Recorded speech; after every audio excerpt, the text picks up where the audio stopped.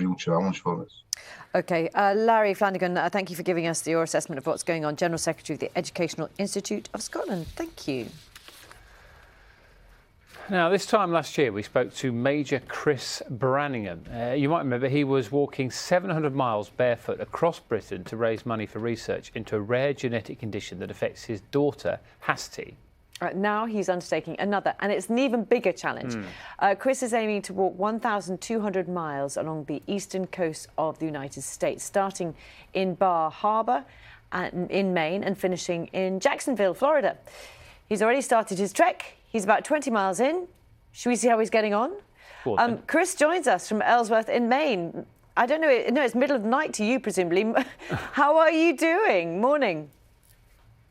Yeah, you're absolutely right. Good morning. It's 1:50 in the morning here, so quite dark. I'm looking forward to getting back to bed straight after this. Oh, gosh. Yeah, tell us how it's been so far for you. I started yesterday, as you said, and completed about 20 miles of my 1,200-mile barefoot trek. So only 1,180 miles to go. Yesterday was super hot, yeah, and already my feet are quite sore, and I know that's going to persist all the way through. But the kindness we've received from people back home in Britain has been incredible. Lots of pledges of support and donations. And the locals here as well have been incredibly helpful and have been stopping to speak to me at the side of the road and make them. It's been great.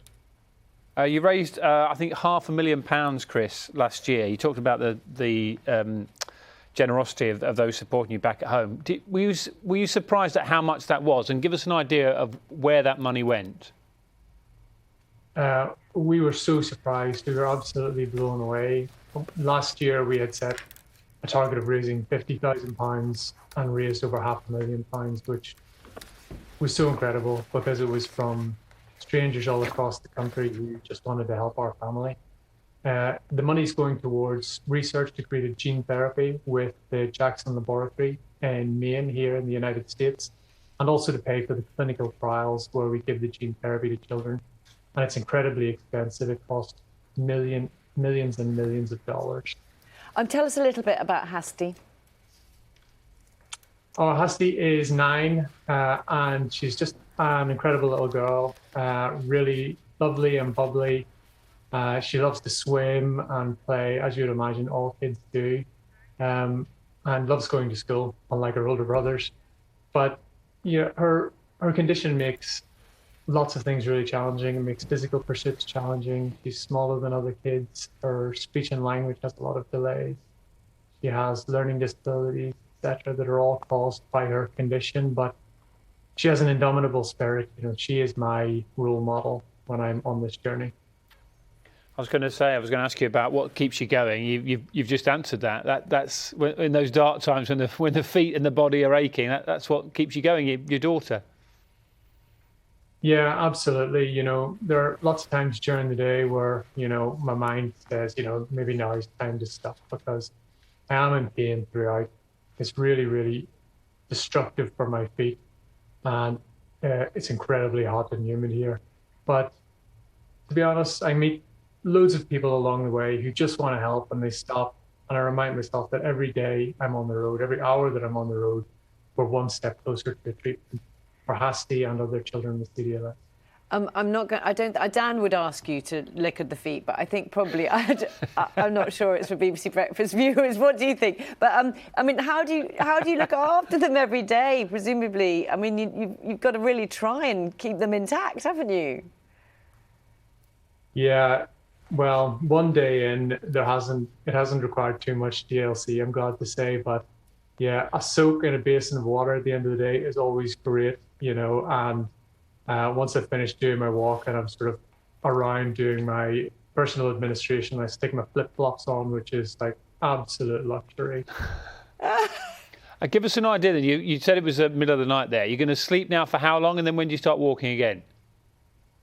So I'm camping out during this whole journey because we don't want to spend any money on hotel costs or anything like that. We want all the money to go into the research. I've had to ask a local family, could I use their kitchen and their Wi-Fi so you can see me?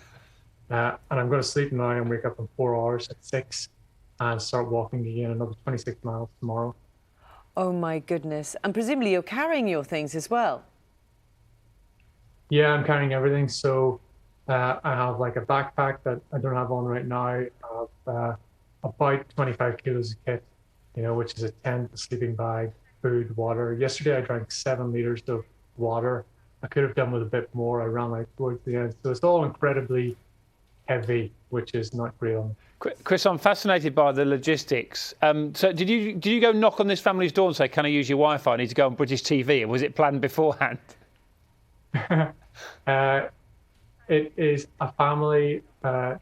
Steve works for the Jackson Laboratory because I'm still quite local to them. So they said, look, you can come in, and they gave me a lovely meal last night, which was great. But to be honest, the whole journey is about the kindness of strangers. People have supported me still back home in the UK with donations and pledges of help and support. And as I move forward, people are constantly asking me what they can do to support me, whether it's a cold drink or a place to camp and put my tent up in a garden. People have been incredible. Oh, Chris, listen, very good luck to you with your continued journey and finding amazing people who can help you. Chris Brannigan, thank you very much. What a start. Thank you for that, Chris. Carol is talking about